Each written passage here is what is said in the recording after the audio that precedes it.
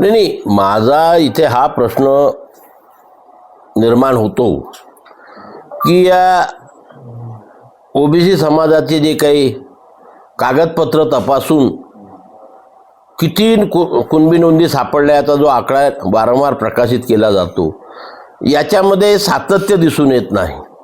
की मागे जेव्हा आंदोलन सुरू होतं आणि सरकारनेच आकडेवारी घोषित केली होती, सरकारने केलेल्या आकडेवारीनुसार 20 जानेवारी 2024 अखेरपर्यंत एकूण 57,41,241 नोंदी सापडल्या होत्या आणि त्याच्यापैकी 38,97,391 हे प्रमाणपत्र निर्गमित केले होते, म्हणजे जवळजवळ 39 लाख.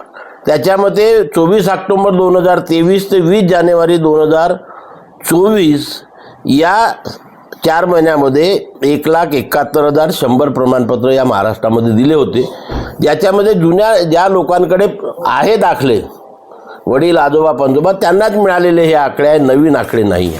आणि म्हणून आता एक नवीनच आकडेवारी पुढे आलेली आहे की 48 लाख नोंदी सापडल्या आणि 12 लाख प्रमाणपत्र दिले.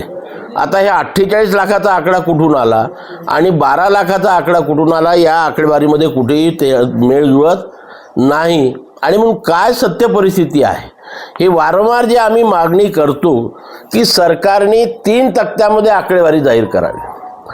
एक, न्यायमूर्ती शिंदे समितीच्या कामकाजाला जेव्हा सुरुवात झाली 24 ऑक्टोबर 2023 पासून, त्याच्या पूर्वीची काय परिस्थिती होती स्वातंत्र्यापासून तर पूर्वीपर्यंत, आणि मग 24 ऑक्टोबर 2023 ते 2 सप्टेंबर 2025 या जवळजवळ 2 वर्षाच्या कालावधीमधली परिस्थिती, आणि मग हैदराबाद गॅजेटियर लागू झालं 2 सप्टेंबर 2025ला, त्याच्यापासून आजपर्यंतची काय परिस्थिती आहे.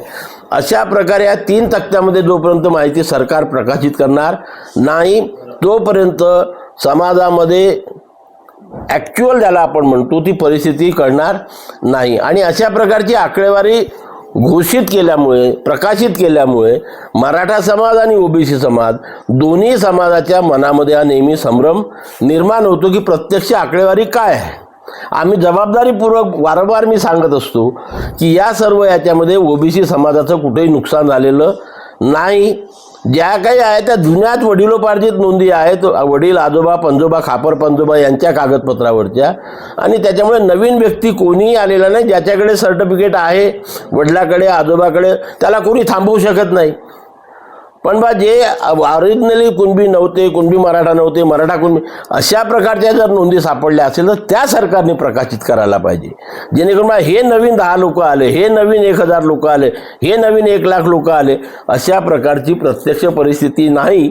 आणि त्याच्यामुळे अशा प्रकारची आकडेवारी कृपया याच्यापुढे सरकारने जाहीर करू नये, जेणेकरून मराठा आणि ओबीसी समाजाच्या मनामध्ये संभ्रम निर्माण होईल.